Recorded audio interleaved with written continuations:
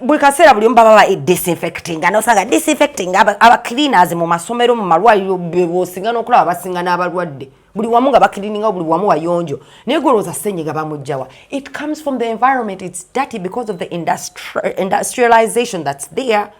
Too much fumes that go up in the air. Senyiga abeera chemical gwobufunye kati akuluma bubi nnyo bwakukwatako jukira gwe takwata nganako kati goloza covid wamanyiro goloza covid yabawa be bamukola bambanji bagana okukkiriza ningo muzungu yakola covid atabuuka ngati Kampala esinga America hajja kubuuka teri muddugafu agenda kunoonya muzungu nga number one goal here love. It is greener pastures. Number one. Love ejaleta. First of all, mwabavubuka be Uganda mwenda muli bafere. Teri muvubuka baba bafera love ere katutochukira ono kapale. Isiye kapale. Teri agenda nga kulinga atugamba kine ekizungu bichi. Omuzungu yali azanya basketball ekigere ekikomerize nga ndoza munange bagamba babigere ebinene babera wali waya instead nga bamitana badman nga kuba mupira nga agenda na dunking na kwata kali akantu ne swinging omuntu anogamba mulenzi muzungu naye alabika muddugavu munda ayinza okubawa buladi natuukayo banga yagenda nanje buladi natuukayo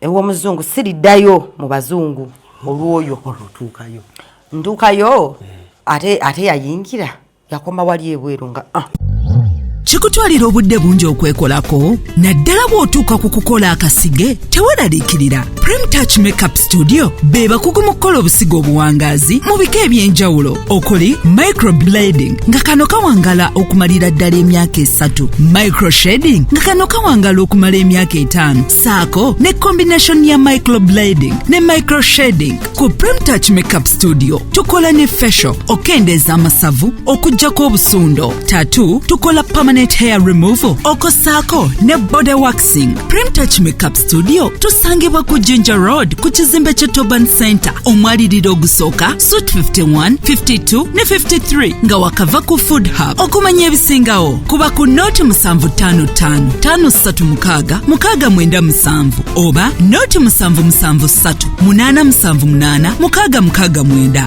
Prem Touch, where beauty meets precision.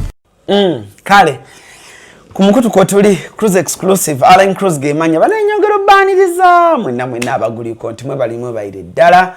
Happy new year yonna munsi ezenjawulo jo tulengerera. Shona koralero njagala gitandika ne dobozi lino.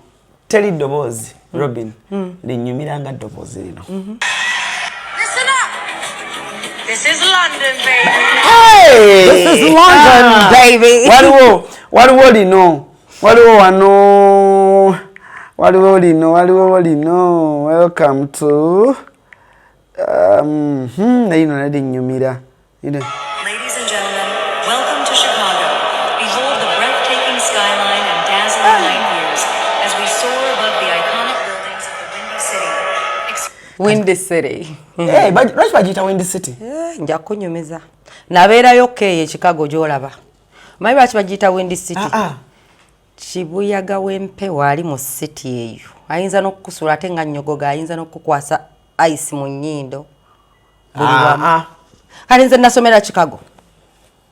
Nasomera Illinois kubanga Chicago city eri mu Illinois state. Nva Seattle gye nasookera. Bawange ebiseera ebyo nga beera mu Chicago. Ne moving okuva Seattle ne ngenda Chicago. Naye nejjusa ekyatwala Chicago. City ya Chicago eri built ku Lake Michigan. Ngano ola Lake Victoria eyo. Nenga kuliko city. Nti Lake Michigan eri mu kibuga Chicago surrounding that state. Ne kibuga bakizimba wali ku mazzi kwenyini. Kati mu winter mu season ngeno January sino agenda kwata ku river yonna ne freezing over. Ngekute ice. Kati atenga kuliko sino. Kati Empewo ebefuwa.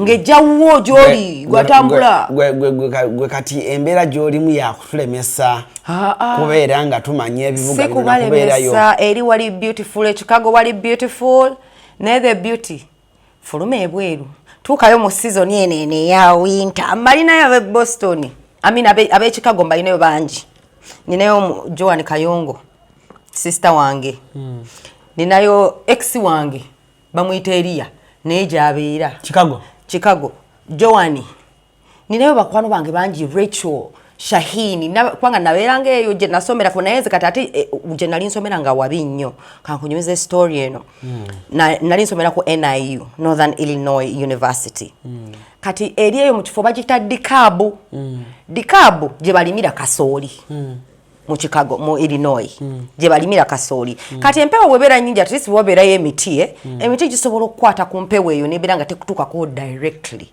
kasooli omumanyi mumpi kati eri toyinza nasanga oba muti muwanvu ko okusinga ne kasooli kati obo otambula nze just nali nsula 5 minutes ng'ennyumba yange eri 5 minutes from ekibiina kyensomeramu kubanga I used to live on campus naye nga ndi mu apartments zibeera ku campus naye nga just okutambula eddakiika 5 alani okuva ku mulyango gwange okuyingira ku gw'ekibiina otuuka ennyindo zino kati olaba bw'obossa ennyindo ereeta steam ayokya kubanga naturally scientifically if it's really cold omubiri gw'okutandika okuproducing a heat kati ennyindo eno egenda nereeta steam nga bw'ossa olabanga alina omukka okuva mu kamwa ebyo obiraba abantu b'ebweru nga bavaamu omukka mu kamwa kati omukka ogwo ojjukira abeera steam bw'atuuka wano empewo nejja ng'emu freezingira wano nga vepe eyo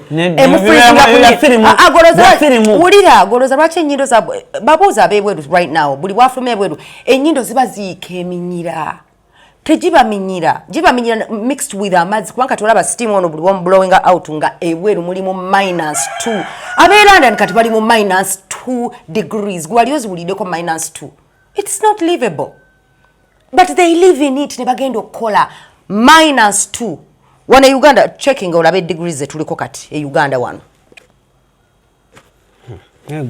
Negwe Robi nawe gobuli gotumala mbumazi no nze nkubu just njagala mbabulire ekituufu ddala ekiri wali the beauty is there. Chicago is a beautiful city kubanga najibeeramu erina kino kibini okimanyi Uganda temperature 26 degrees Celsius, right? Celsius.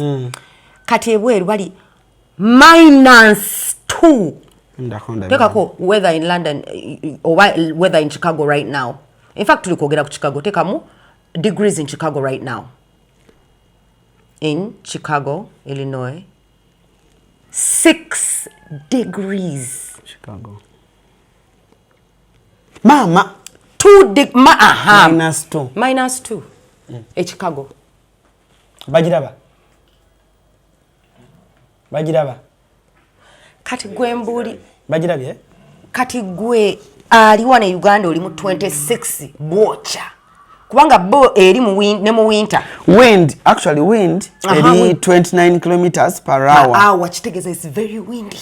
Air quality bagamba good. Humidity 70%.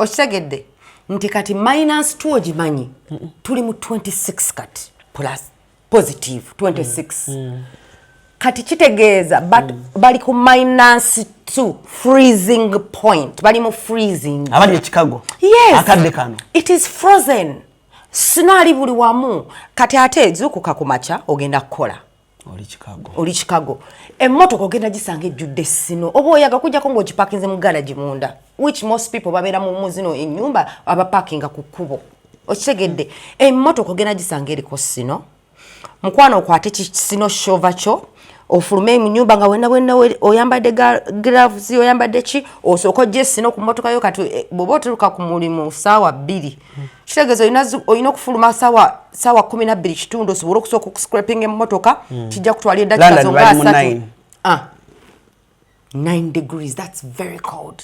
Olimba. Kati abali mu minus bali mu freezing.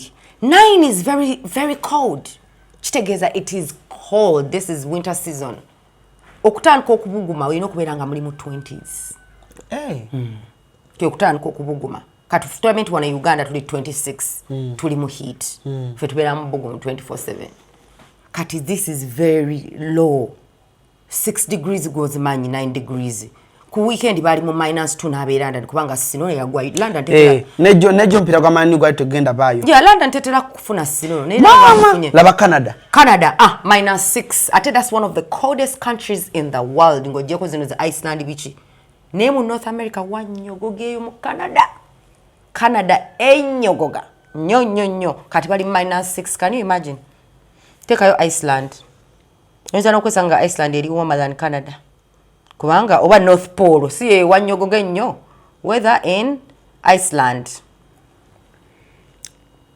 abantu bebweru conditions bayitamu okufuna ku sente ndoza laba Iceland sicho same as Canada kitegeza bali ku peak kati no -6 ebanga bona ateko mukono mu freeze oba freezer si fridge freezer olufuluma ennyumba bwoba totaddeko gloves zikoma muno socks ngoyambadde pair nga 2 nga mu mpale jean eno tosobola gifulumira kubanga oyinza okunyogoga nofa oyinza oteekamu skin tights oteekemu legging oyongereko jean munda oyinza oteekamu akalega katosobola tambula bwoti tosobola ojja kufa like as in you walk 5 minutes ngo freeze as in you ojja kulwala bakutwala mudwa ngofunye pneumonia. The weather is very bad for your chifuba cho. Era at least oyino kubeera ne scarf always. Oyino kubeera ng'osibye scarf mu bulago ng'ekijacket kyoyambadde kisiba paka wano. Labayo. Paka wano. Oshegedde. So kati oyino kubeera ng'oyambadde gloves. Munda n'oteekamu akalega, n'oteekamu ka vest akasooka, n'oteekamu ka t-shirt, ndooza n'oteekako ne saati, n'oteekako ne jacket. Oba n'oteekamu sweater ne jacket. Kati layers oyino kwambala nga 5 ekinene nnyo. Ekitone nnyo. Netherlands bali mu 11. Abo tebanaba kunyogoga nnyo naye ngera nabo bunyogoga 11% era nabo bunyogoga nego balyaga mu -6 kanda e Boston kati balinganga mu probably 6 degrees oba nabo banyogoga America wonna oba ensi yonna yali European kati golaba ne South Africa -7 in Boston basinga ne Canada obunyogovu kitegeeza kati omanyi lwaki Sino kwali ku ground mungi kati Sino bwabe ekizibu ekiriwo nti ezo states oba ensi eziyiwa Sino ti Sino bwagwa buba tebunyogoga naye bwatuula mu ground ng'afuuka ice kubanga avaayo nga biringanga biflex nga biriflex kasita kigwa nekiwera nga kifuuka ice ng'ono wa freezer okitegedde kati bwe kifuuka ice bangamba California tenyogoga nomalaza eri 14 neera kati era eri mu winter tekako Atlanta olabe kubanga Atlanta nze kyekyantwalayo naye nayo yafa nze natambula United States nga noonya state ebuguma nayiningapo California ng'ate naye nnyogoga omwaka gonna muvingira Atlanta nga naye nnyogoga Atlanta bali 12 kati olaba obunyogovu buli wamu kati ne Atlanta wanyogoga January is one of the coldest months all over the seasons as in seasons kubanga kati this is the mid of winter season obunyogovu bungi nnyo omuntu amagumba gaba gakuluma enyindo nekuluma n'otambula kati no sasira abe London abalinda bus mu winter gomanyo kulinda bus nga mulimu 6 degrees obanga muli ku -2 oba 6 degrees oyina okwera ng'oyambadde bijjacket ne Robin tugende mpola kati kankubulire abaana babeera eri baŋŋamba eyowa 40 waliyo Sino lwatiro gwa mountain resort ebiki abaana beera kwerigoni winter gundi Sino atera okugwa empewo nejja kakati omwana ali eyo bwagenda e London oba bwagenda mu America aba yamanyiira kali gwe kyogamba mbu oyagala comparinga ku winter ya 40 oyagala comparinga winter ya 40 yasambalira na sweater kati nze omwana wange omutwale 40 takwambalira sweater kubanga yaba agamba mami it's so cold kati olaba mu lusozi wane waffe olweggulo olugenda ne lunyogogamu kubanga nze mwana ku bintu ebyasinga okunzija ebweru era byasinga okukyawa ku nsi z'ebweru Mpewo kubanga mwana yampisanga bubi jasinga empisa bubi kati omwana wange yenda muzaala mu winter namuzaala mu November nga egundi e Boston nga Sino wanyogoga tugenda kwa namuzaala November nga 2 niba naye mutende Empewo kati Rochelle omulaba olwokuba ye yali yakava mu lubuto the first breath je yayitamu yali bwali bunyogoga nnyo wali twam protecting nga baby naye yazalibwa mu winter kati ye wano tasowa mu Uganda so feeling Empewo wadde kati abali photo balaba eyo Empewo blood egena n'ennyogoga yes kwanga nange recent even 2 weeks ago I was in Fort egena n'ennyogoga ne that is nothing.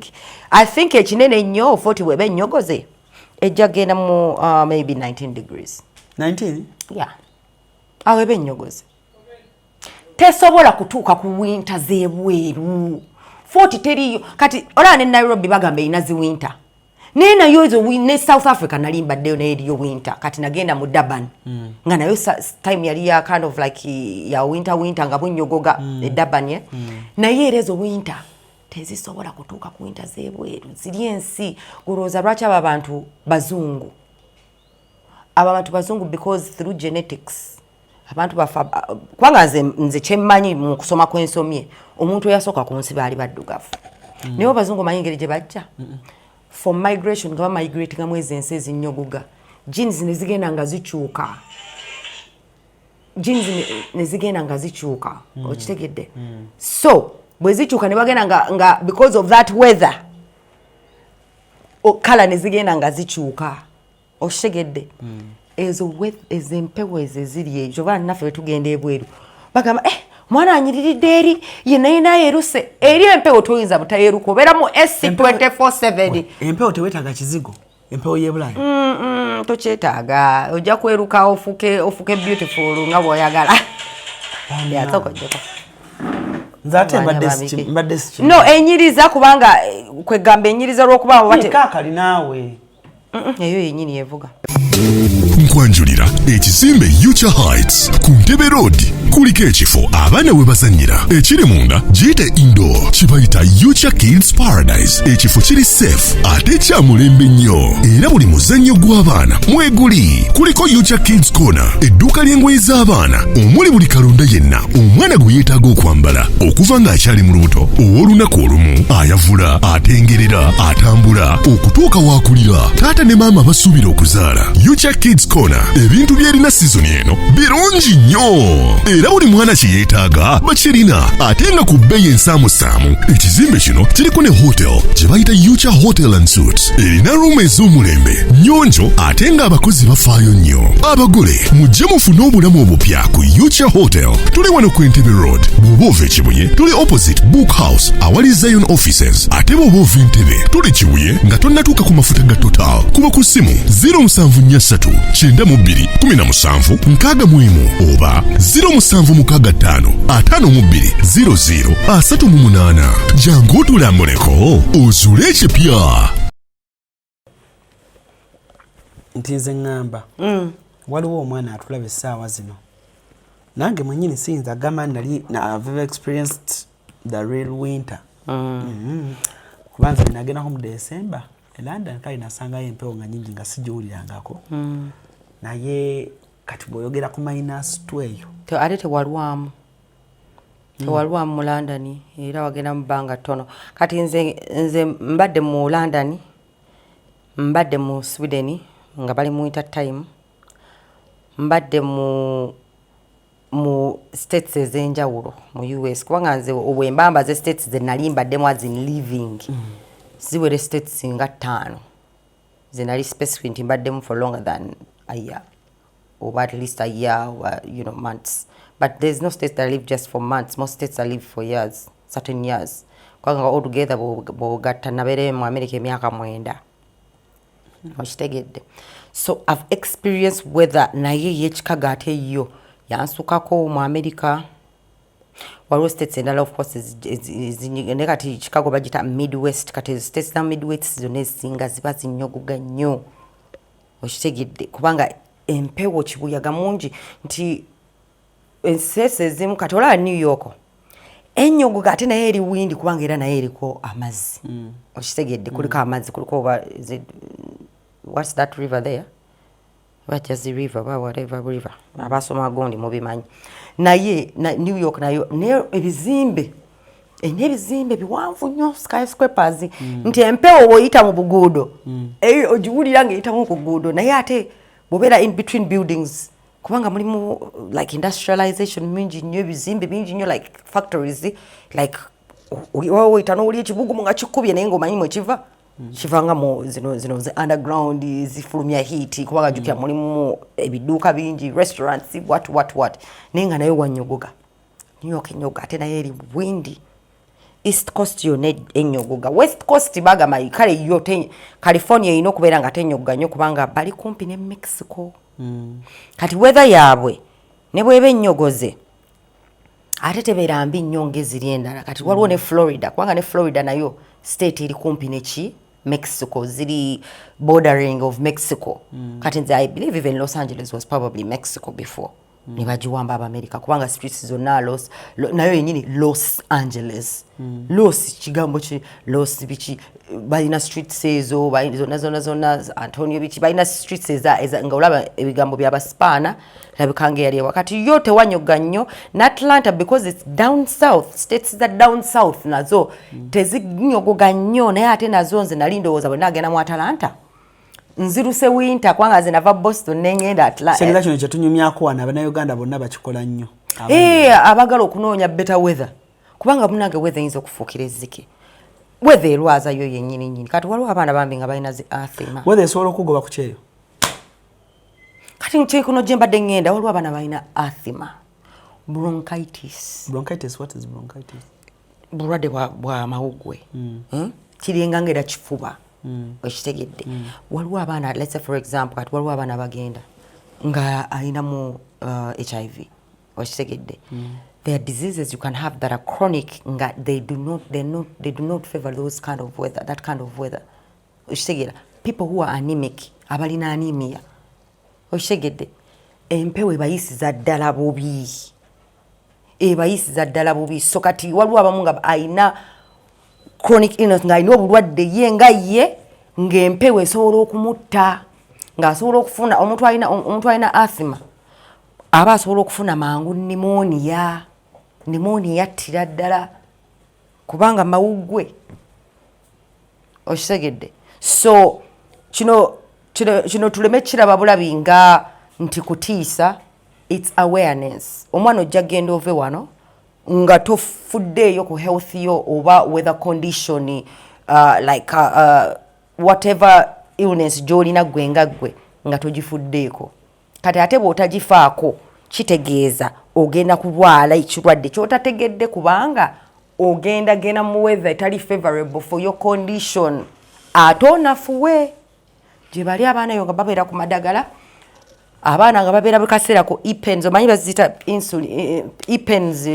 ipeni oba kubanga bamu empewo egenda nefuka nyingi ne amawuggwe nabeera nga tassa bulungi kubanga empewo attackinga respiratory system yo okitegedde ze lungs zo okitegedde nano mu kifuba so kati abaana abamu batuukanga either empewo egenda nemukuba naye nga takyasanga balina omukuba ipen ebeeramu eddagala lizibukula amawuggwe fast abamu inhera buli ddakiika tempewo bweyitirira bikalaba aja ng'asika ddagala aba takyassa bulungi ng'empewo eyitiridde kitegeeza before you travel making sure bw'obanga olina a chronic illness because waliwo bino ebirwadde nti ofuna bisenyiga kati ate eri senyiga w'amaanyi nnyo kubanga ati waliwo kye bayita bacterial infections and viral infections okitegedde so kati waliwo bacteria ow'enjawulo oba waliwo virus ya senyiga eri ebweru eyo okitegedde nti gundi yaabwe teri kirini kubanga nze senyiga gwe nafunanga n'ow'abaana wange gwe twafunanga ebweru eyo senyiga mulalamu olimba mulabamu kubanga ekiba kikozinze senyiga oyo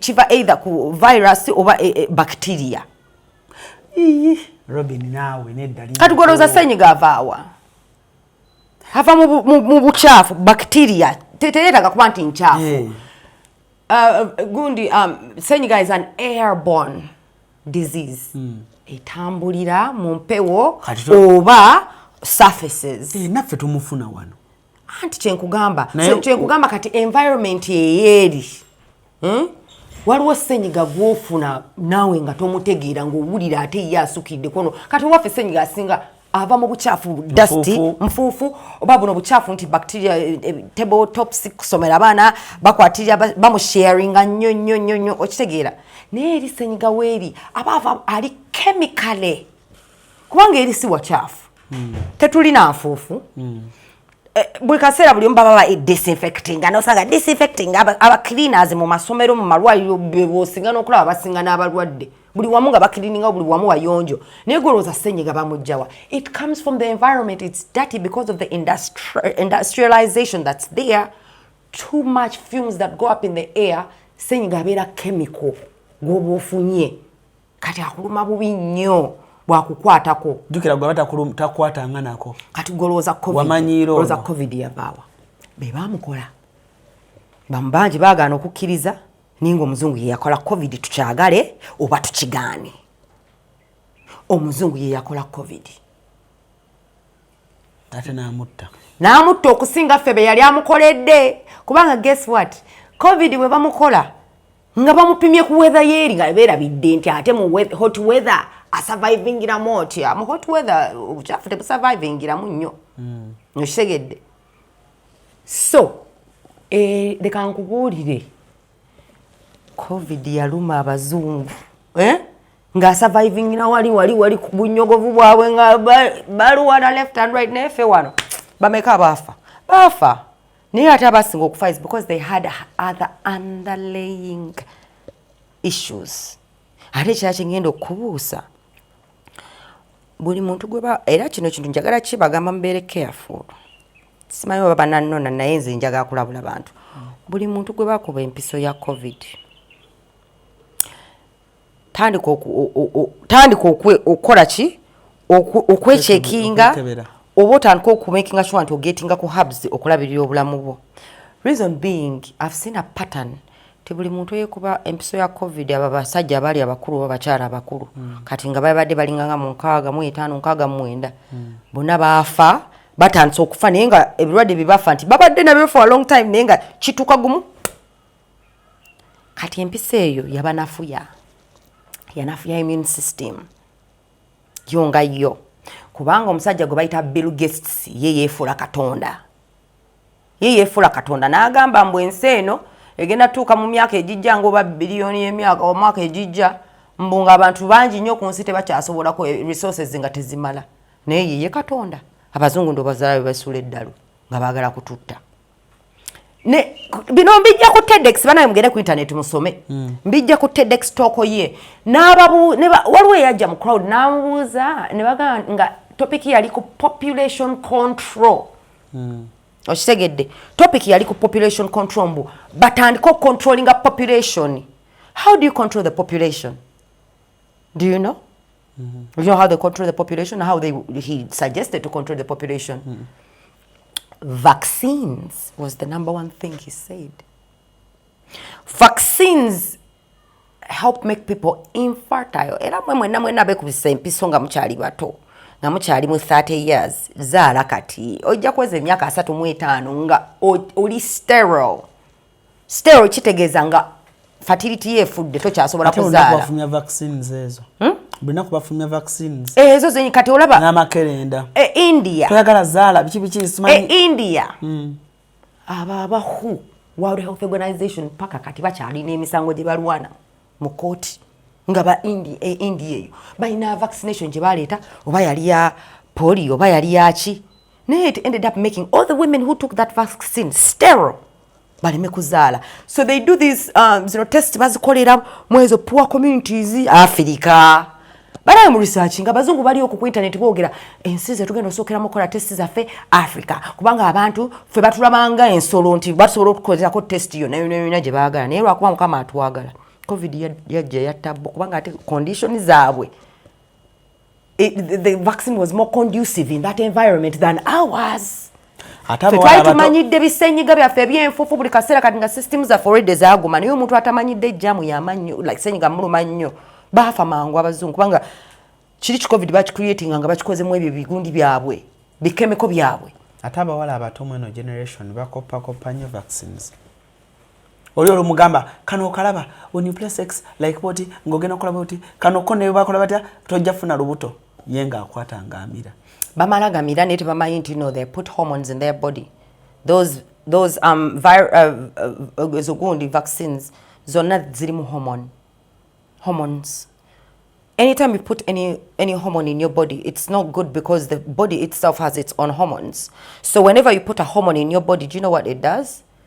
It is one and hormones already ziri mu mubiri go.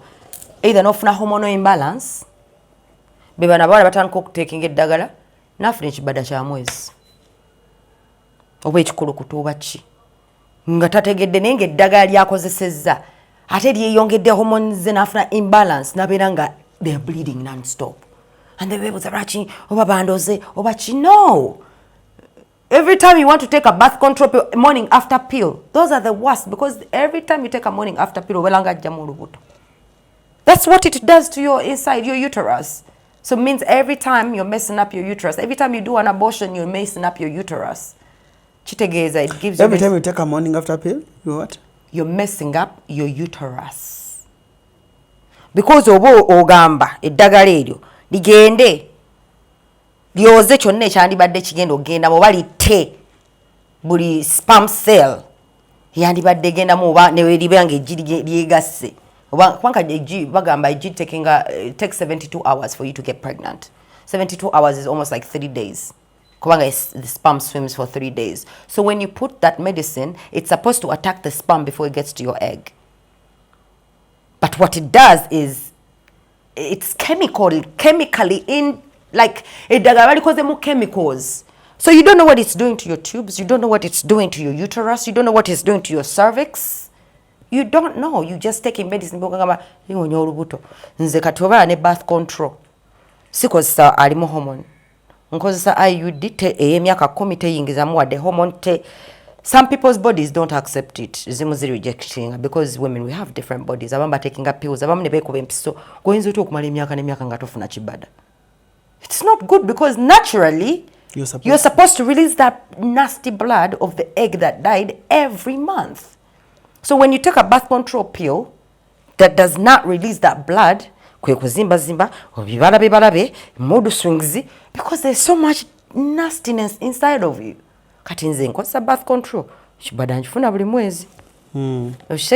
So I don't want to, I hate playing with my body like nze neddaga kyova nadda ku herbal medicine entandika n'omukola kubanga njagala okubuusa abantu nti herbal medicine, it's a slower process of healing but it's the most efficient.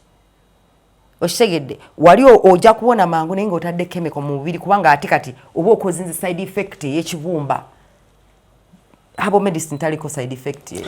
Esi mukasya kano kankwanjulye mami gadgets abakola emiramu education gadgets zonna mu Uganda balina tablets z'abaana zonna mu bikanga syamusanga Apple, Origimo ate nga balina n'esina keyboard, balina ebimotoka by'abaana, ebimundu, essaawa, bags z'abaana, bottles container ng'ogasseko ne building blocks, balina headsets z'abaana, balina smart watch zonna ate nga ziri Origino, balina wireless charger ate nga basisinkanibwa wali ku Pioneer Mall edduka li PA11 ate ng'osobola bakubira ku 0703-69-69-04 gambye ekikwasagana education gadgets zonna oyina kwekwata mami gadgets kubanga yasinga. Kati awe nyini njagala kuzaayo ko waliwe tubadde kubanga oba oli awo ekituliitinze era ndwadde zibafuna muki mu winter. Yes. So kati abantu bambi bali eyo nga akuweereza ssente ze naddala season eno bannange mubasabe empola kubanga eno season eri depressing. Kikyotegeeza tubasabe empola. Mubasabe ssente empola. Bankuba Kyeyo. Yeah.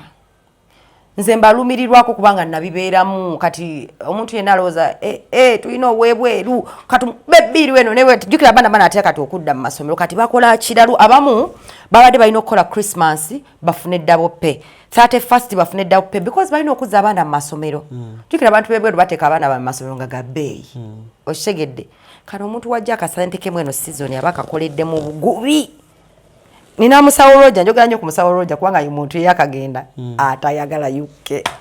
olimba Roger yakagenda almost yakamala just gunatera kuwera bwezi mwaka naye yakulaga nti no yakomawo ko yakava wano mwoga was it September yejja kuwa no 2 weeks ninga yakagenda Roger yatugambye kubanga is part of Rust Oils and Herbal is one of our partners na ye yatugambye munansonyo bannange tasks zonna ze nabadde ninokola mu weekend ewedde zanne reason ensonga emu empewo twabadde mu -2 ng'oluva ku bus went njagala kuyingira buyingizi mu nyumba nga amagumba gannuma sina wala wesobola kuweterako mwabagala ogenda nga mukuliridde mutasofuna arthritis omutwale mu winter amazzi gajja kunyogoga gajja ate bangamba mbu abakyala beye Bulaya mbu obufumbo tebukyatambula bulungi mbu abasajja mbu winto yayonoona obuntu those are all conditions n'ebituufu kati leka nkubuulire empewo ogiraba ye mbu ne bwefu mbu omusajja yava wano nga alina zibondo nga masechula mbu n'atuuka eyo you know what it's called blood circulation golooza semubondo ani amuwanvu semudondoli ani amuwanvu ya musaayi it's a muscle people don't know you don't know that is a muscle it is a muscle if it's not getting blood circulating through it properly you see you guys have the junk, the balls, yeah? And they're the ones that keep your sperm. So if your sperm is frozen, how are you going to ejaculate? It is frozen. And because circulation, look at any condition, empewo bwe kuyingidde nga teweesabika bulungi omusayi guba tegutambula bulungi kwe kufuna ezo blood clots waliwo ababiri nga basufferinging from blood clots kubanga omusayi gugenda ne kutuka ne freezing because oba either we bakolera waba banyogoga nnyo oba conditions ze babeeramu nti let's say for example omulimu gwa kutuula ati woba otuula gana amavivi gaba tegatambula nnyo kitegeeza you're going to get a problem with your knees because these are joints they're supposed to be doing this all the time so the longer they sit like this for a long time zitandika okufuna obuzibu nezireeta amazzi okitegedde kati eba tetambula bulungi kwegamba zigenda ne freezing ne bafuna inflammation mu mavivi kati omusaayi ogwo gwa tegutambula bulungi ogenda funa clot mu mubiri kubanga omusaayi ogwina okutambula bulungi ate omusaayi gwina okubanga gwocha kati bwe gunnyogoga ye pain egyofuna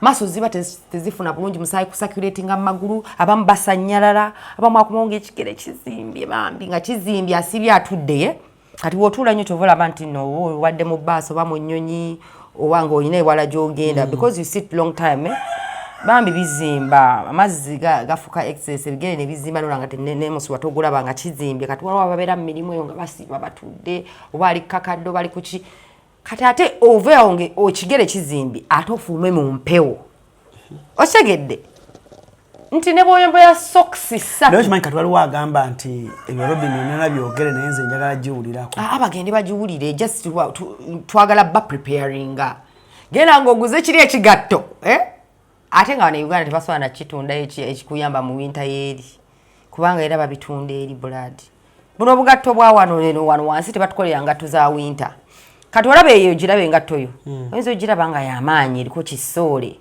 tuuka eri ojambale first of all teri guarded wano kati engatto zeeri zirina okubeera nga either eri guarded wano ekibuguma oba bino ebi-insulating ebigere era bazitunda nga ngatto ya winter bana bakolera mu hardcore kati waliwo bakolera mu abakokota sino ku nguudo wawo engatto ze bakola nga munda za kyuma agito baba teri balina ekigamba kibakozesa naye nga munda ya kyuma ngene okitegedde banange bali abantu kati muganda wange ngaali yakuuta sino ku street ngeno tuli eno tumusabaza bbiya bamukolera ddala bubi kubanga ye ne time enywa bbiya batagirinaawo naye ate ekisingo kati waliwo okubeera nga okola ssente summer time okola okutamira ye holiday y'abantu abasinga abaana babali off bali mu kucakala buli kifo mu summer time kiba kyakucakala kati ate gwe oba olina okukola it is okay naye era oba owulira obusungu kati ate winter etuuse ate obunnyogovu ne buyingirawo kati ate ekizibu kya summer kati olaba ekisinga n'okunyinyiza mwezi ensi the balance between hot and cold is not fair. It's always on the extremes. Kati waliwo samba bwetuuka mu states ezimu blood olina kusiiba ku SC kyova abaana tebasoma mu summer kubanga ate zookya nnyo. Kati alaba kati fe wano Uganda tuli mu 26 kati waliwo batuuka nga bali mu 32 40 degrees ng'olinga nga ali mu ddungu. Ate humidity kati waliwo humidity oba temulimu wadde akawewo kossa akali akanyogoga kati kebeerako mu ddungu ly'e Dubai olabe bali ku degrees kati gosobola kuyimirira mu nyumba y'e Dubai nga tekuliko AC oziiriramu. Abakadde bafa mu winter ate ne mu summer ne bafa olw'ebbugumu. Okitegedde? So weather conditions in Uganda, let me tell you, we have the best weather I can tell you. Bachali fair. Bachali fair 23. Bad muka winter kaabo. Ora nafika tuli mu 26 kitegeza bali fair. Bali fair. Kweli. Ne waliwo twagenderanga oli baba. Mama. Humidity. Kebera Nigeria olabe Nigeria munangeri humidity nze nagenda ke Nigeria. Ate nga ndi mu Lagos omwo mwennyini. Ate Lagos eri ku coast kwennyini. Nenze kyanewunyisa tekuli mazzi like omayakawo akanyogoga ko ulyango oli ku Victoria. Eri kibugu mu kiyinza okukuba ki humidity 28 bayina humidity in Nigeria kyokka Lagos eri ku coast ngolowooza eriyo akawewo kati nze nali ndowooza African countries zonna ziringanga eyaffe naye no mother bambi the pearl of Africa eno ensi bambi yo baagikola Katonda yagitonda kubanga yo yesingayo sijja kulimba era bagamba Kampala esinga America bituufu gwatabuuka nga gwamanyi atakola ki atabuuka nga nti Kampala esinga America hajja kubuuka asooka agende mu America South Sudan goloza lwaki baddugavu we batu omusana guboocha 35 degrees guboocha we gutyo 365 days ayya toyinza butaddugala kati olaba ne kala yaabwe kati nebokebera Arua era Arua kubanga bali era mu northern kala yaabwe ndowooza laba yeemu bakuzaala blood gukwocha gukutandikirawo wakava mu lubuto kati oli yerukako ddi twaba South Sudan bagendako n'ebweru ne batandika okufuna kakala gulu bali mu 32 wano compared to him 26 because for us we have the lake but for them they have nothing.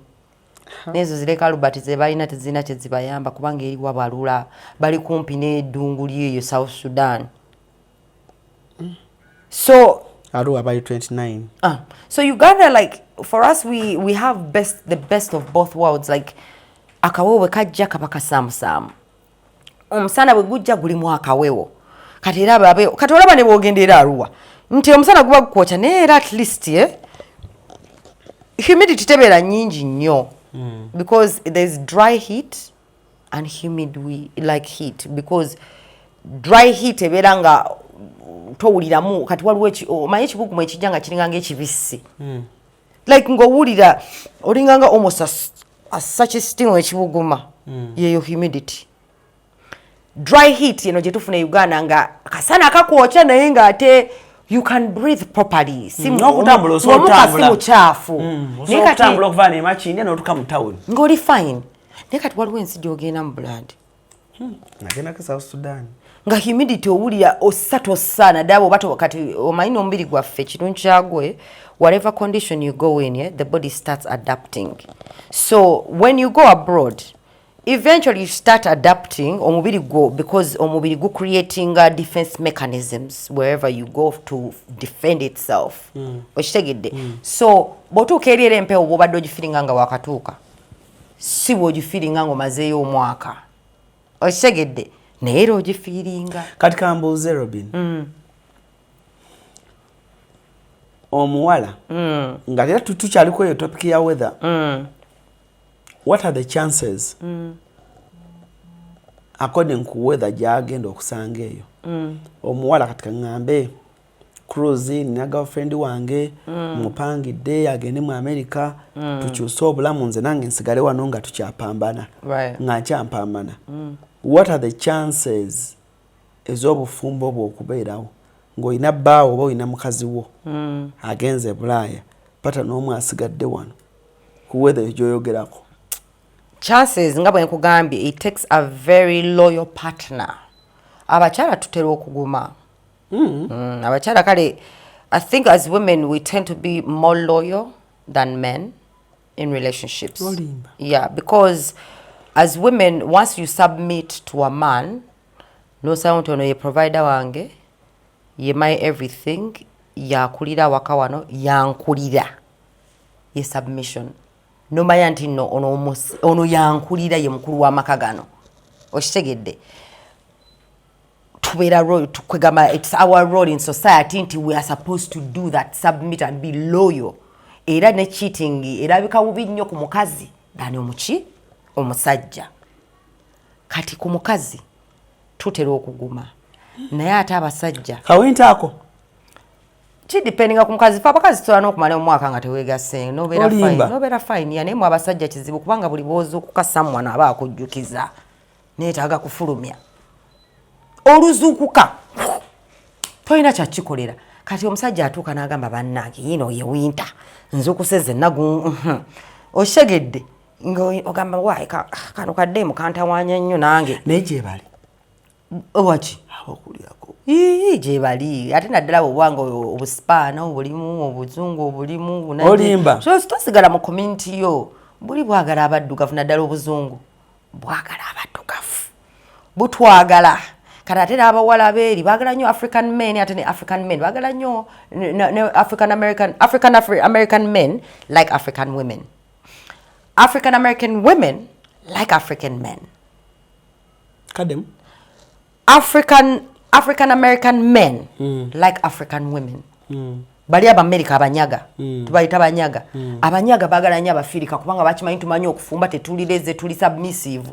Abanyaga beeri abakazi olaba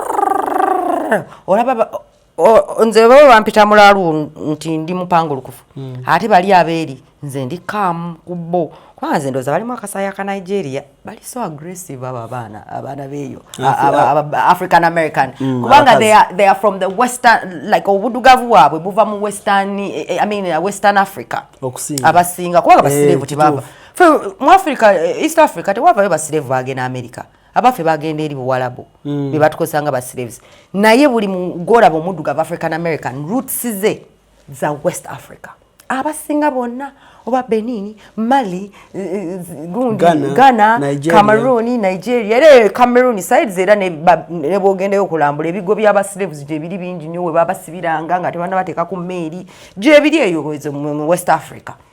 Kati balina mu olusayo olwo. Sibali aggressive basajja babwe tebatera bagala kibafunayo bakadde. Abakazi abavubuka abafe basinga abamu basinga kufunayo bazungu bakadde. Ate abazungu omuzungu n'omu African American banjawulo. Anti ngama omuzungu abazungu abakazi. Abazungu abakazi. Abana bafa balenzi. Bafuna bazungu. Why is it like abakadde bali more easier? Kubanga abalenzi beno babbi naawe. Abayina funa mwangu. Muzungu aba desperate aba mwangu. Baba agala byaddala. Anti kizungu kati ekizungu already first of all eri ewaabwe teri agenda kyagala. Omunayuganda yenna tebakulimba buli munnayuganda amarengo omukazi omuzungu abanoonya bipapula. N'abafuna abato abanoonya kipapula naawe. That's an easy marriage paper ogendera weebweru straight. Ng'ovudde wano ku marriage. Ng'ovudde wano nga bakola obufungoloza lwaki olw'emiiti nga bakolerawo embagano mu Uganda ate era zonna ez'abazungu zisooka bbeera wano Uganda kubanga bwagikolera wano omuzungu ng'agenda amufayiringira nga fiance kubanga baba bamaze okukola embaga ne bamuwera ku fiance visa n'agenda n'alegalizing obufumbo togamba nti buli omu bonna okuggyako nga kati labayo omusajja abazungu oba omukazi omufunidde ku app bw'omufumira ku app oba onoonya eki ku app ng'onoonyeza muzungu laavu teri laavu naawe totulimba teri muddugavu agenda kunoonya muzungu nga number one goal ye love. It is greener pastures. Number one love ejja leeta olimba love ejja leeta nze ndi nkugambye nze nkubulira reality okujjako labayo kati nga bana abaana oyagala sente terimu first of all mu abavubuka be Uganda mwenda muli bafere teri muvubuka baba fera love era katutojukira ono kapale isiye kapale teyagenda nga kulinga atugamba kine ekizungu bichi pengi bonna bagenda gamba ono muzungu fe tubafunako bichi ate nga boogera mu Luganda tubitegeera n'abali eri era muzungu amufuna nga alaba ekipapula kiri izaawo ayina ennyumba ya gavumenti sobola omuzaalamu akaana omwana wange kitegedde oba ogenda mufunirako ekipapula kyekiri most important ebyalavu tebiriyo ekipapula kyekiri most important ku nsi y'ebweru ekipapula kyekiri gosula omwana mu mukwano wano e Uganda ekiri most important sente okitegedde wano ku Hasi Beauty Parlor tuli bakafulu mu kulabirira n'okuyoyoota ensusu tukola facial ne tukupepeta ka face ne kawawera nga aka baby tusiba n'okukola enviiri mu buli musono songa mu kukola pedicure ne manicure tuwekansa tusala enviiri mu buli musono ate bwe kituuka mu kukola makeup tetumanyiyo mulala tuli muyenga ku Tank Hill Road okuliraana Italian supermarket mu basement essimu tuli ku noti 72 682 953 teweerabira saluuni egenda okujjayo bulungi bwo n'ekitiibwa kyo ye Hasi Beauty Parlor, a world of beauty. ekiri most important ku mufirika ebweru kipapula teyajja kulavinga gwe yajja kola sente kubanga alina family Uganda kati byalava ajja kulimbalimbako oluusi ayinza n'okumala n'afallinga deeply kubanga embeera zanjawulo era bambagenda kujja me I fell in love with my man but you fell in love with your man clearly knowing he's going to put you in a better life and give you papers. Isn't that right? It's true. Kubanga nze namboze singa nali nayagala kufuna kipapula nze nkugambye omusajja omunauganda omumanika yampasaako ebyebipapula omunauganda America nze kyantwala ekikago omusajja wange yali alina ebipapula buli kimu naye olw'okuba nze ekipapula tekyali important twali tumaze lubikola ebya registera byonna relationship nenjivaamu nga tekyankolera mama wange nanga negwe mwana gwe oli muguwa ddalu omusajja amaze n'okuteerayo ebipapula kati weesuddemu kasonda basi mbusimanga tokyamulavinga biravu byebiki nze nga ndi kulaavu tombulira zi green card era bwenti bwe nasuba obutuuze bwa America lwakuba nze it's not a big deal to me oba nabo abazungu balinamu embeera ezitaagalika zimwe ziri nyingi ezitayagalika kubanga akajanja kaabwe kangi nnyo bamanyi balina n'ebintu bye boogera omanyi oyinza okubeera n'omuzungu saakukama tino African American yanvu monkey ng'ate bba wange yagamba atya you fucking monkey yampita monkey nga naye muddugavu African American aba muddugavu naye ye yanvuma monkey kati omuddugavu wali omukoze eki nali mukoze kyate nina kye mukoze manyi balina agasunguyira gaabwe wamunyiza balina gatroma gaabwe ageyo slavery balina gatroma gaabwe aba African American agajja batambulirako agajja gazimu agabatambulirako kati bonna omusajja Jesse nali mbeera wano Uganda naye ngaalowooza buli bwenfuluma ngenze mu bwamalaaya nga mpereza $10 zo buli wiiki gyemitwalo 37 ng'aziweereza buli wiiki naye yammalako emirembe nga bwakuba video call nga toli waka oli mu bwenzi sajja nga nfukidde ezzike naye yanvuma fucking monkey yagamba atya yangamba I ain't wasting more time on you fucking monkey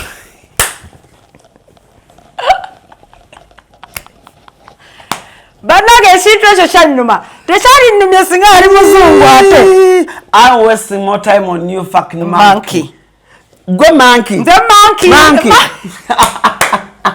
newulira singa ali muzungu ate tekyandinumye nnyo kubanga ignorance yaabwe ngitegera naye muddugavu mulina okuyita manke ate ekyo kiralamuko kati omuddugavu aba asobola okuyisa racism kati olwo omuzungu ne bwaba bbaawo ajja kukola ekintu nga kiri clearly racism oba naye bayimanyi okugamba bino ebigambo you people balina ttaamu eyo gye bakozesa you people abazungu omuzungu agamba you people aba ategeeza ka ethnicity kamwe ka group kamwe ak'abantu you people kati waliwo omuzungu mukwano gwange yalina mukwano gwange bamuyita Hunter kati waliwo twali twogera nangamba the problem with you people everything you say sounds aggressive namugamba who are you calling you people no I didn't mean it that way I mean I just meant like you know Africans and you do not call me you people kubanga zinali sensitive ku racism nekireka waliyo abakazi abaddugavu abakuba abazungu nze mama wange sikatona abakube no like nga bbaawo abazungu gye bali ababikuba kubanga omanyi ebimu bibeera wiiki naye ate bw'okikuba ne kikuloopa blood bakusiba. Domestic violence oba oli mukazi oba oli musajja akusibya kasita okuba omuntu n'omuteekako ekibale naye oba olwanyira mukwano gwo n'omukuba n'omuteekako ekibale n'agenda ku police blood bakusiba bagiyita assault. Kifaana ne Uganda abantu mbewunya bakuba batya n'otaloopa ku police. Nze bw'onkuba simanyi kulwana ngenda ku police because that's assault musango gukusibisa n'eruzira. Kati gwe jangu ng'onneekyangiramu mbe ebikonde. Oyogera ku kantu ako waliwo omuwala eyaŋŋambye ngenda kuwa ennamba ye yaŋŋambye Robin mugambe ku ddagala ewabagamba eryongeza ku maanyi g'ekisajja Moringa. Naŋŋamba alina omuzungu we naŋŋamba nkubuuze ono habo waffe owawano akola ku bazungu akola ku buli omu kasita obanga muntu kati ate ono Moringa ye akola nti omuzungu we agira mangu. Okimanya bawalabu nabo bamukozesa kati bamugula kubanga abayamba awo kubanga ojjukira banyonnyo wano taabaayo noona wano omwenge gwonoona wano shisha buli kimu kyomanyi kirimu kemiko kyonoona wano omwenge gwonoona wano taabaayo noona wano kakola konoona wano kyekirala kujjako omuti gwa plane gwo tegwonoonaawo ate gwo gwongerawo bwongezi sibagamba kunywa omuti mundeke naye kyembagamba buli kimu ekiri toxic kyokozesa kyonoona wano kati kankuzeeyo wali so Moringa are restoring sperm cells n'okwongera circulation. Whether eno is it the reason lwaki bagamba abazungu abasajja balina obuntu obutono? Yes, kubanga naturally tekakula bulungi obuntu bwa nze leka nkubuulira kyovala nze abazungu basibasobola benagezaako nali disappointed nengamba siriddayo anti bino bebagamba tulaba omuzungu omuzungu yali azanya basketball ekigere ekikomeerize nga ndowooza munnange bagamba babigere ebinene babeera wali waya nga bamuyita na badman nga kuba omupiira ng'agenda n'adankinga n'akwata kali akantu naye swinginga omuntu n'ogamba omulenzi muzungu naye alabika muddugavu munda ayinza okubawa buladi natuukayo kubanga yagenda nanja buladi natuukayo ew'omuzungu siriddayo mu bazungu olwoyo ntuukayo ate yayingira yakoma wali ebweru nga biwedde mbu nali yaŋŋamba mbu amuso sexy mbu amuso sexy mbato bwe yaŋŋamba n'okugabe n'okuyingira wali munagundi wamulema Katonda sigamba nti bonna oli yali azanya boolo nga ndowooze omusajja kwenulako wenunya emimwa kyamumala nga teri kiddako wali teyayingirawo ku nagundi kyokka nagundi akyamuse bamulesewe batyo ng'omukuzuukusa ate nti yaswala musajja atu yaswala era tetwaddamu kwerabako twaddamu kwebuuzako hayi twakomeeri yaswala nange nemuswalirako nengamba kyakomaawo kubanga ati nze nzirayo eyo nzirayo okukolayo ki nali nkyali mwana muto nkyalimu endasi nga njagala awo ng'okyali omwana yoyo ezo saizi ebiseera ebyo kubanga nali nakagenda mu Amerika nali nakagenda mu Amerika ndiawo mu zi 22-21 wawo nga nkyali nalwaki abazungu baganya obwana obutono buno bu African anti because that is nga bukokokoko omumanyi yes mwana wa moti it is the ngaze namboze koko genze wala ngaze gera maso ankati labayo ekiriwo nti ebweru the image they portray for them ku media because media what media is it is a television to give you a vision television whatever they put on there is to manipulate your mind and give you a vision that they want to show you whatever magazine type of media you look at, whether it's the phone, whether it's the newspaper, for them, the vision they put on them on the ideal size of a woman is a model size, a woman like this, European women. Because in America, no muzungu, but never European women. Now America, now they're also European. So the size, the normal size of a European woman is this. They don't have hips. They don't really have bumps. Era basinga bayinamu is because they have maybe some Hispanic. katuufu kaliko ogambye nti abaana abasinga baka bafuna abazungu bampapula wangalo omwana gosanga n'omuzungu nga talina shape talina kabina talina nga just olaba jini zino ate wulira jini zino zijjayo nnyo omuwala omuddugavu bulungi mbwate eri ne wansi banyogoga mbone wansi banyogoga abasajja ababagenda kubatubuulira banyogoga ate bo kati kale ate the right example waliwo eyangamba yali talyangako muwala muddugavu ate nga muddugavu kati nga yalowooza buli mukazi yeetaaga lubricant kubanga ye yali bazungu bokka bali bo bwe tolina lubricant toyingirawo wabeera desert luba lwazi ate desert ate kwegamba skin yabwe erina ebintu byeproduce kale omuzungu bw'atanaaba blood awunyira ddala bubi ng'omuvundu ate n'enviri zaabwe zino gyakoma obutazinaaba abazungu banaaba nviiri gyakoma obutazinaaba zirina oil gwe ziproducinga n'atandika okuwunya ng'ekintu ekivunze kati ne skini zaabwe bwe zisiwetinga neerwako nnyo baba unhygienic wansi awo kubanga jjukira wansi awo oba teweeyonja bulungi blood waleeta obuzibu bacteria nyingi ezitutukako yeast infections UTIs kati ate abazungu bo naturally bacaafu okitegedde kati wansi eyo bo naturally n'emmere ze bakola balya kati fe abalina Uganda omanyi lwaki tulina good water because of the diet we eat from when we're young girls tulya binyeebwa buseera dairy biki ebintu ebi naturally produces that in our bodies. They eat lots of dry stuff babira ku bisandwich bigati ebikokokoko ebiri hormones ebiri genetically modified ebyo byonna byonoona the flow of whatever your natural body is supposed to create. So chovala nti abaana beeyo beetaaga lubu eri lubu ali ku market lubricant ali ku market eri ebweru toyingira nga tomuyina bw'obanga okozesa olina muzungu olina okubeera ne lubu kubanga bo bambi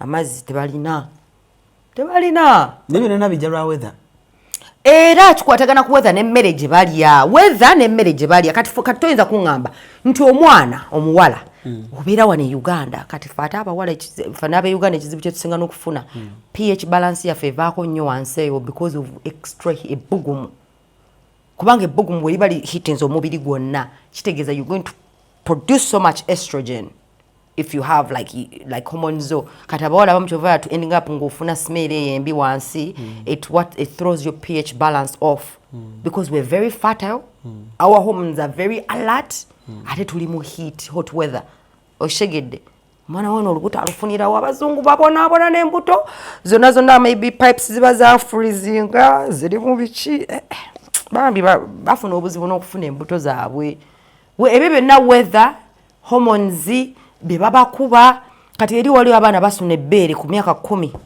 n'asuna ebbeere nga tumanyi lwaki asuna ebbeere lwa hormones ze babakuba bino injections vaccinations ze babakuba abaana b'ebweru bakula ku speed nze neebuuza abaana b'e Bulaya osanga omuzungu ne bagamba she's 14 oba 15 n'omutunulira booti noga 15 babakuba hormones nyingi emmere gye babawa eri genetically modified kati leka nkubuulire bwe baba bakukubye enkoko bakuwadde enkoko ekulidde mu weeks 3 bagikubye eddagala ekyekyo balikubye eddagala erigikuza eddagala eyo ne balifumba batya terijja kuggwamu kati naawe olidde eddagala erikuza enkoko naawe ogenda kukula ng'enkoko ku speed ennyama bagikuba eddagala kitegedde ente buli kimu bakikuba eddagala kikole mangu ne bwe ziba vegetables bazikuba eddagala so they can grow fast green pepper bishi byonna bigula mu supermarket golowooza oguze kiri fresh naye it is genetically modified kyokuba gaba ganene nga gakomeeri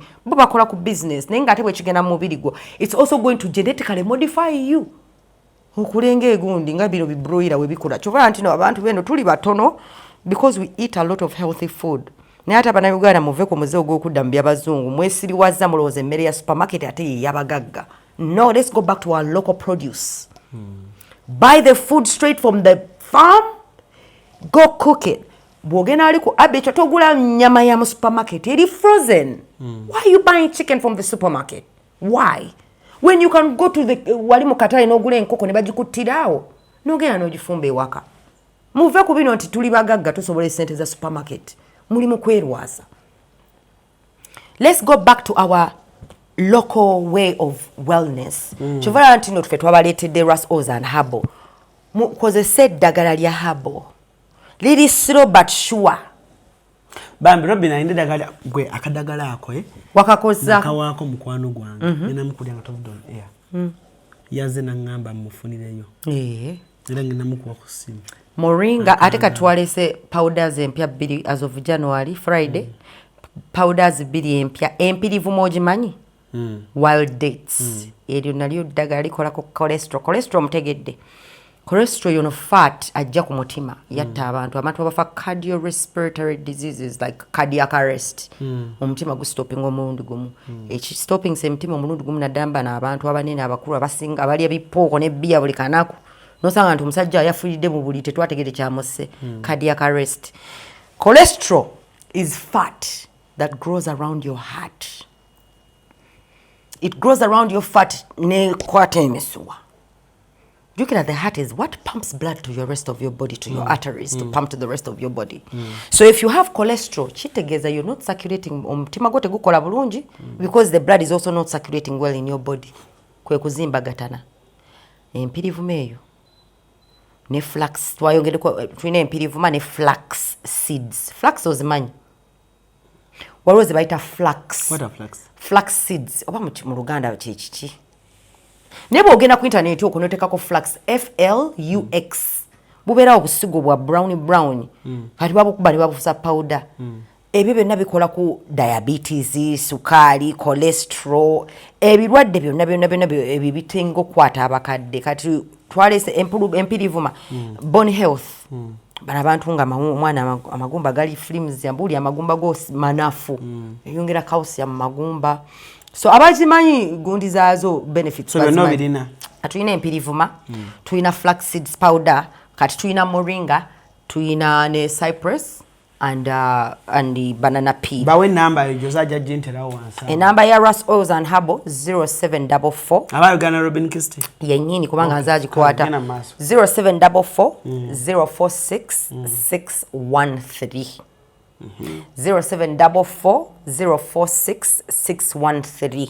Okay. Bana bagala okugenda ebweru anti bo bagambe tebafa kuzi winter. Nze njja bayamba kubanga nze omulimu gwange gwa kubabuulirira naye ate sibaganda genda kubanga nze ensonga we nagenda ebweru nina ebirungi bye najjayo bingi era abantu be bannegombako olw'okuba nabeerako ebweru kati ate nange sisobola kuziiza muntu kugenda kufunako naye ate nze njagala babuulira side abantu abasinga gye batakola ki gye batayogerako kubanga nze tekirina kye kinyamba kulimba mwana tigenda olwakuba njagala funa sente America obikibi no nja kugamba America sinjangu njibaddemu naye bwe boyagala jangu nkuyambe kubanga nja kuconnectinga ku bantu bemmanyi nja kuyamba ebintu bikubeerere ize o transition mango oyagala genda Canada oyagala genda America ate kati Canada abagala okwaplanga Canada opportunity weziri nina mental health summit mu May mulongo diaspora mwango foundation tuine ya May abagala otambula ogende Canada mumbulire abagala ogenda mu America convention zijja ne tuino tandika kati kubanga mayi embassy ya America ojuliza nzijuliza pepa wakane mukolako byonna kati America right now wenkubulya nina port nzigule mu wano ba scheduling appointment mu mwaka guno gwa 2025 my dates jeziri bali mu September already dates za interview kati bwobanga ogenda mu May okujja ko ngaliwa counselinze togenda funa date obanga okujja America ate yo teri muntu gamba nogo kujja ko ngoli diplomat passport zeze zingira munda nego omuntu ali nomo kujja ko ngogenda ku student visa boba aba student visa if there is no date in September for an interview yet you're supposed to start in the 4th semester of September you can apply for what they call an expedited the program ya fene dako tuso tugenda kati expedited appointment chitegeza osaba embassy ate nayo gitekayo electronically to kuba simu you apply electronically mweyo portal bone baddamu bakweza email baba jikuwade bate bajikuwade ne bobera student bajikuwa kubanga bachimanyo ino kuyingira by September bawe number yo number ya Kisti Travels it is 0751 26003331 enamasuba mu kikajjo kubako ku namba eyo oyina license iri wali ekokiriza okugira yawo URSB obalaba ne certificate yange y'ekyalo yiyo license y'ekyalo yiyo neri ya URCB so nina license zange zone ezinsikiriza okukola ebintu ebyo as a travel consultancy. Kale sagala kusuka kwa lunaku lero mbali Robin Kisti enamba yeyo eri wansawo in case inacho yagalo okuwabula chotakizigana nacho choyagala kukolera kyona medicine bichi byonna enamba eri wansawo mukubireko WhatsApp ye the same number on WhatsApp. Same number on WhatsApp. Kale sagala kusuka kwa lunaku lero for now sebulungi mwera. Thank you. Nkwanjulira ekizimbe Future Heights ku Ntebe Road kuliko ekifo abaana we bazannyira ekiri munda giyite indoor kibayita Future Kids Paradise. Ekifo kiri safe ate kya mulembe nnyo era buli muzannyo gw'abaana mweguli. Kuliko Future Kids Corner edduuka ly'engoye z'abaana omuli buli kalonda yenna omwana gwe yeetaaga okwambala okuva ng'akyali mu lubuto ow'olunaku olumu ayavula atengerera atambula okutuuka waakulira taata ne maama basuubira okuzaala. Future Kids Corner ebintu byerina season eno birungi nnyo era buli mwana kye yeetaaga bakirina ate nga ku bbeeyi ensaamusaamu. Ekizimbe kino kiriko ne hotel gye bayita Future Hotel and Suites erina room ez'omulembe nnyonjo ate nga abakozi bafaayo nnyo. Abagole mujje mufune obulamu obupya ku Future Hotel. Tuli wano ku Entebbe Road. Bw'oba ova Kibuye tuli opposite Book House awali Zion Offices ate bw'oba ova Entebbe tuli Kibuye nga tonnatuuka ku mafuta ga Total. Kuba ku ssimu 07439761 oba 0765520038. Jangu otulambuleko ozuule ekipya. Esimu kasiakano kankwanjulye emamiga gy'ekisi abakola emiramu education gy'ekisi zonna mu Uganda balina tablets z'abaana zonna mu bikanga syamusanga apo oligimo ate nga balina n'esiina keyboard. Balina ebimotoka by'abaana ebimundu essaawa bagisi z'abaana bottles container ng'ogasseko ne building blocks. Balina headsets z'abaana balina smart watch zonna ate nga ziri oligino. Balina wireless charger ate nga basisinkanibwa wali ku Pioneer Mall edduuka li PA11 ate ng'osobola bakubira ku 0703696904. Gambye ekikwasagana ne education gadgets zonna olina kwekwata mami gadgets kubanga yasinga. Wano ku Hasi Beauty Parlor tuli bakafulu mu kulabirira n'okuyoyota ensusu. Tukola facial ne tukupepeta ka face ne kawawera nga baby. Tusiba n'okola enviiri mu buli musono songa mu kukola pedicure ne manicure tuwekansa. Tusala enviiri mu buli musono ate bwe kituuka mu kukola makeup tetumanyiyo mulala. Tuli muyenga ku Tank Hill Road okulira na Italian supermarket mu basement. Esimu tuli ku noti 728682 teweerabira saluni egenda okujjayo obulungi bwo n'ekitiibwa kyo ye Hasi Beauty Parlor, a world of beauty. Kikutwalira obudde bungi okwekolako naddala bw'otuuka ku kukola akasige teweeraliikirira. Touch Makeup Studio be bakugu mu kukola obusigo obuwangaazi mu bika eby'enjawulo okuli microblading nga kano kawangala okumalira ddala emyaka 3, microshading nga kano kawangala okumala emyaka 5, saako ne combination ya microblading ne microshading. Ku Touch Makeup Studio tukola ne facial okendeeza amasavu okuggyako obusundo, tattoo tukola permanent hair removal okosaako ne body waxing.